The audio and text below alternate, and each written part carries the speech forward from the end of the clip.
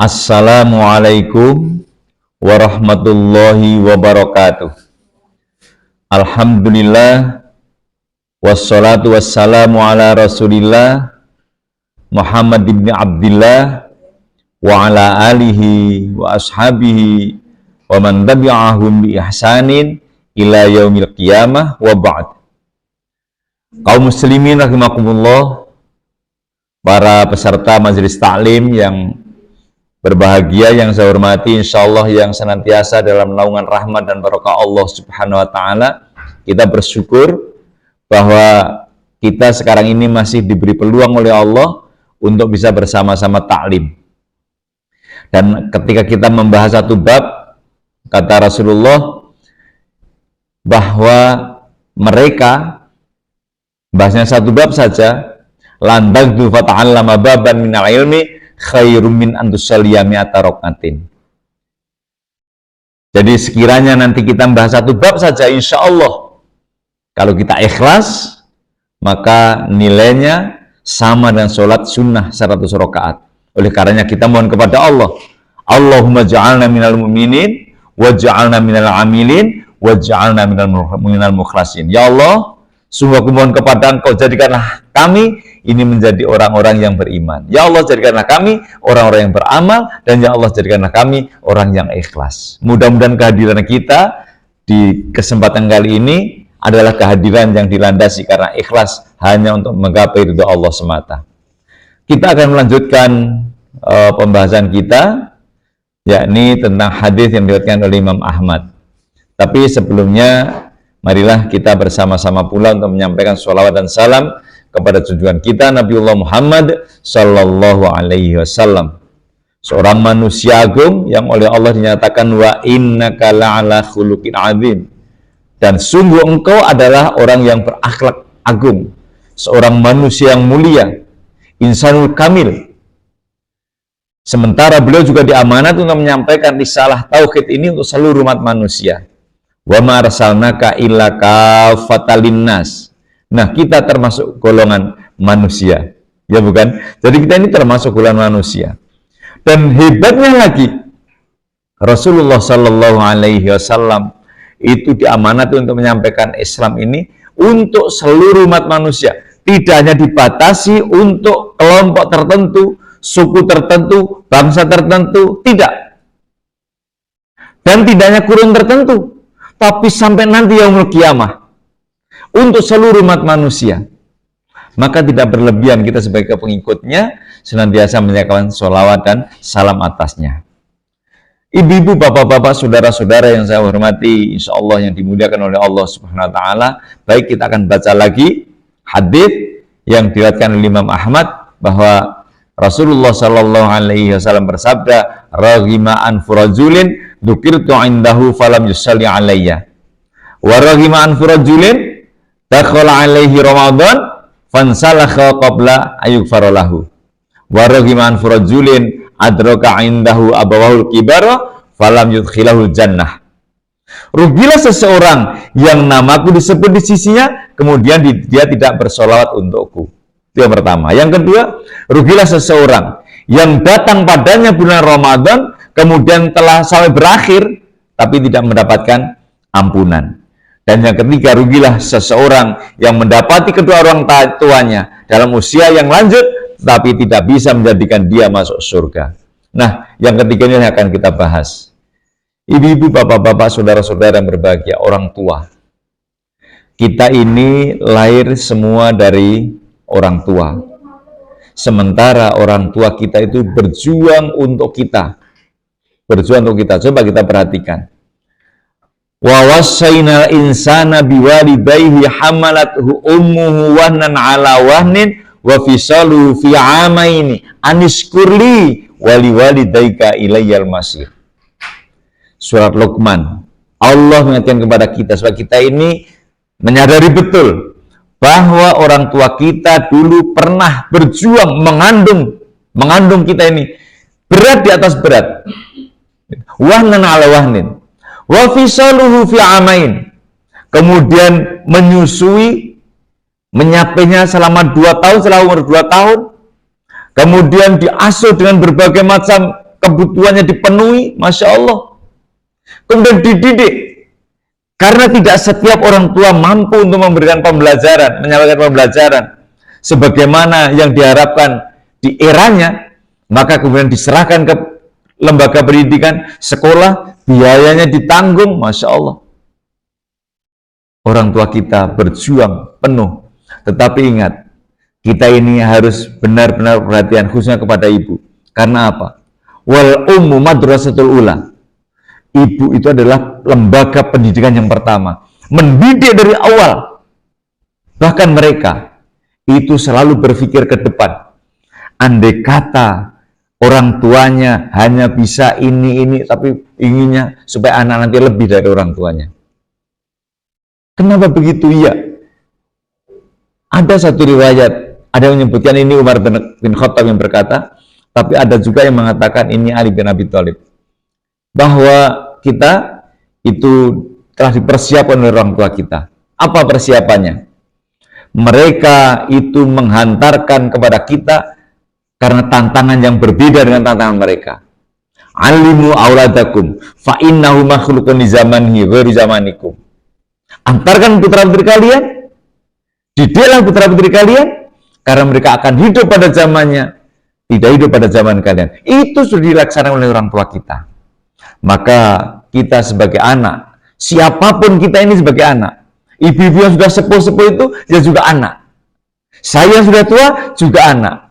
Yang masih anak-anak, juga anak. Yang masih remaja seperti Mas Weda ini, masih anak. Jadi kita semua anak. Nah, kemudian apa yang harus kita lakukan buat orang tua? Ini. Karena kalau kita ini tidak memanfaatkan peluang, nanti kita rugi. Bisa berjumpa dengan orang tuanya, sementara tidak bisa menjadi sarana orang tua kita menjadi sarana kita masuk surga. Kalau begitu orang tua bisa menjadi sarana masuk surga? Ya. Apa caranya? Birrul walidain. Berbakti kepada kedua orang tua kita. Jadi jangan sampai kita ini membentak kata Quran. Jangan sampai kita ini membantah perintah orang tua kata Quran. Jangan sampai kita ini berkata kepada orang tua kata Quran. Itu Allah Subhanahu wa taala yang membimbing kepada kita. Sehingga ketika orang tua kita masih ada, coba kita perhatikan apa kebutuhan orang tua kita. Kalau kita mampu penuhi itu. Kalau kita mampu penuhi. Tapi kalau ternyata tidak mampu, bermohon kepada Allah supaya bisa menyenangkan hati orang tua. Dulu ada kisah. Ya, dulu ada kisah. Seorang anak yang sudah berkeluarga, anak sudah berkeluarga berarti sudah orang dewasa gitu kan, sudah berkeluarga. Kemudian punya anak-anak kecil-kecil. Dia ini pekerjaannya menggembala ternak, kambing. Sementara orang tuanya sudah sepuh-sepuh. Ya, orang tua sudah sepuh-sepuh. Kemudian ketika orang tuanya sudah sepuh ini dalam asuhan atau pemeliharaan aneh, apa itu, pokoknya anaknya ngopain orang tua nih gitu ya, ngopain orang tua nih karena orang tua sudah sepuh gitu. Dalam perawatan ya, dalam perawatan, jadi orang tua sudah dirawat oleh anaknya. Satu ketika dia ini sedang menggembala ternaknya, itu bisa memerah susu kambing. Kemudian dibawa pulang, atau dalam riwayat lain disebutkan begitu pulang dari menggembala kambing, di kandang kambing memerah susu kambing itu. Disiapkan untuk orang tuanya. Sementara anaknya merengek-rengek minta, tapi si anak ini atau bapaknya anak-anak ini tidak memperkenankan. Ini untuk orang tua dulu. Ternyata begitu mau diberikan, orang tua sudah tidur. Sampai pagi. Ketika itu disampaikan kepada Rasulullah SAW, karena apa yang dilakukan itulah dia bisa masuk surga. Masya Allah. Jadi kalau kita ingin masuk surga juga tidak sulit-sulit amat sih. Ya. Bagaimana kuncinya? Ya berbakti pada orang tua. Berbaktinya gimana? Ketika kita ini orang tua kita masih hidup, ya bagaimana kita bisa menghubungkan kita dengan orang tua. Anak-anak kita didik untuk senantiasa berbakti kepada mbahnya. Jadi peran orang tua untuk orang tuanya dari anak. Bagaimana kalau orang tua sudah meninggal? Ternyata berbakti pada orang tua yang sudah meninggal pun ada. Pertama, senantiasa mohonkan ampun dia. Yang kedua, senantiasa doakan dia. Kemudian yang ketiga, senantiasa kau sambung apa yang pernah disambung oleh orang tua kalian. Jadi misalnya dulu bapak atau ibu kita ini punya teman sejawat atau teman akrab, ya, itu kita menyambung lagi, meneruskan. Itu bagian dari berbakti pada orang tua. Kemudian kalau dulu orang tua pernah punya janji itu janji yang baik, penuhi. Kalau orang tua pernah punya nadar, sementara kita ini mampu membayar, penuhi nadar itu. Nah, itulah beberapa cara. Kalau kita tidak bisa memanfaatkan gitu, itu kita rugi. Apalagi kita yang sudah usia 40-an tahun lebih ini, ya, sering-seringlah berdoa untuk orang tua. Ketika kita sudah berumur 40 tahun, kita diajari oleh Allah Subhanahu wa taala dalam Al-Qur'an. Doa untuk orang tua kita, doa untuk diri kita, doa untuk anak kita. Jadi mau untuk seluruhnya kita. Apa? Dalam Al-Quran disebutkan doa Rabbi auzi'ni an ashkura ni'mataka allati an'amta 'alayya wa 'ala walidayya wa an a'mala shalihan tardah wa aslih li fi dzurriyyati inni tubtu ilaika wa inni minal muslimin. Masya Allah. Kita mohon kepada Allah agar kita ini dijadikan sebagai orang, sebagai anak dan orang tua yang senantiasa bersyukur. Rabbi auzi'ni an ashkura ni'mataka allati an'amta 'alayya. Kita senantiasa mohon kepada Allah supaya kita ini bersyukur, mudah bersyukur. Kemudian juga bisa menjadikan orang tua kita ini bahagia. Kemudian anak-anak kita seluruhnya bahagia. Karena apa? Kita selalu mohon kepada Allah. Maka jangan sampai kita melupakan setiap selesai sholat orang tua kita yang sudah sedo, jangan sampai kita lupakan. Berdoalah, berdoa untuk orang tua baru untuk kita. Berdoa untuk orang tua baru untuk kita. Jadi ada etika doa itu pertama diawali dengan memuji kepada Allah, kemudian yang kedua bersolawat kepada Rasulullah, kemudian doakan orang-orang mukmin muslim, ya seluruh mukmin muslim baik yang sudah mati atau yang masih hidup, kemudian juga orang tua, kita sendiri, ya. Jadi kalau berdoa semua kita mohonkan agar apa gitu, agar kita ini tidak rugi. Karena apa? Orang tua itu akan masuk surga, orang tua akan mendapatkan ampunan dari kita juga. Orang tua itu akan mendapatkan hasil dari usahanya. Karena apa? Rasulullah SAW mengingatkan kepada kita bahwa ketika anak ini anak-anak yang soleh solihah, kemudian orang tuanya bisa masuk ke dalam surga, mereka terkejut, kenapa saya bisa masuk surga? Rasul mengatakan bahwa Allah memberikan jawaban tentang keterkejutan. Maaf, ini bahasa kita, bahasa hiperbolin. Ketika ada yang mengatakan, kenapa saya bisa masuk itu?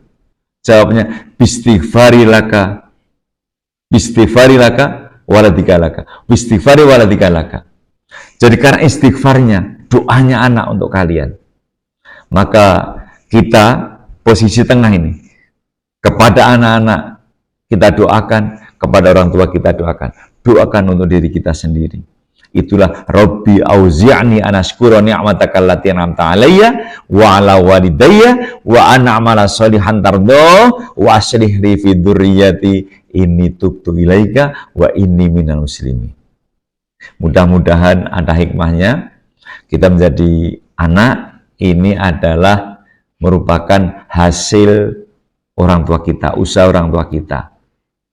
Ketika Rasulullah SAW itu mengingatkan kepada orang tua agar mereka itu hati-hati dalam mendidik, itu disampaikan bahwa anak-anakmu inna waladaka min kasbika.